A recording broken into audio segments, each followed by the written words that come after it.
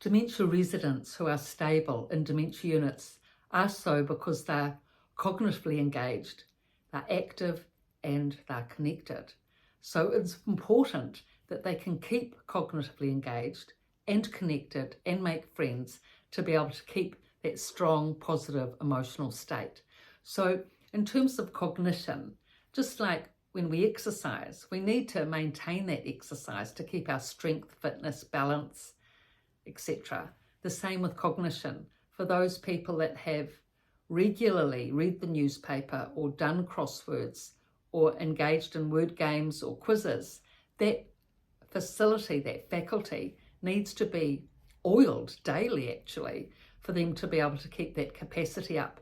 So it's essential that when people come into dementia facilities, that their subscriptions, their newspaper subscription, their magazine subscriptions are kept in place, not let them drop, not let them drop. Keep them in place, even if they're only reading the headlines of the newspaper, and the easy articles on the front page. Never mind, it's still an activity and it keeps their cognition going. And it's just essential, because if they don't keep their cognition going with activities and literature and reading, then they just dive down into depression or escalate up into anxiety, and dementia stress takes hold really quickly. And they make a lot of effort, these people, to keep their cognition going. The dementia residents really do make a lot of effort. Those that keep reading the newspaper, keep reading the magazines, watch the news every night, involved in the word games, going to all the activities. It's not an easy thing when you're 80 or 90 to keep all these efforts going, especially when you've got dementia and memory loss and all the things that go with that. So they totally and utterly need our support. Now, if you notice that your mother is asking for the newspaper, when you visit, she says, look, I'd like the newspaper, dear, I haven't got it, and the power of attorney sister hasn't okayed it, never mind, you get it sorted. You pay for it if need be. It's not much, and it will make an enormous difference to your mother's quality of life.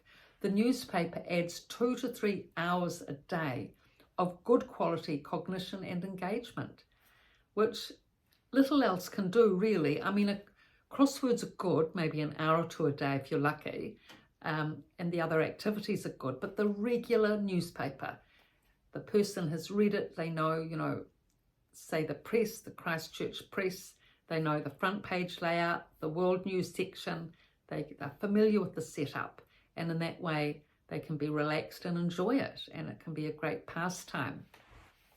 Now, also with keeping in a good emotional state, making friends, either singular friends or friends with the group is really important.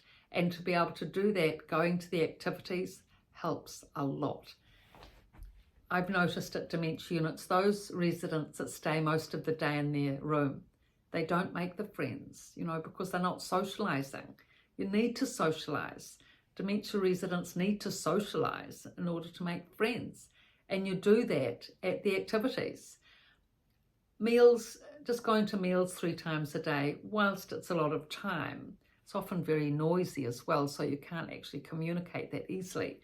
But I've found that people that only go to meals and don't go to activities rarely make friends. It's really only those that make the effort to go to, the newspaper reading and the exercise classes and the happy hour and the movies and all these things, because the activities are set up for enjoyment and cognition and engagement.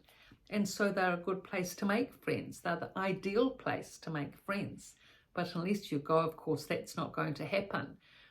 And if you've got good cognition, I knew one woman, she had good cognition. She was very good at crosswords, excellent, and she'd fill them all out perfectly. She'd been a university lecturer, so she had good cognition, but she never made friends at the unit. Her choice. People were friendly to her. She would have been included in the group had she warmed up to it, but she was terse, icy, and she never let herself, she never let her heart open, if you like, to the friendship of the group for whatever reason. And so she was cognitively active, but she was emotionally stressed. You could see the anxiety on her face, and she never settled. Whereas there was another woman, similar intellect, crosswords, also a university lecturer.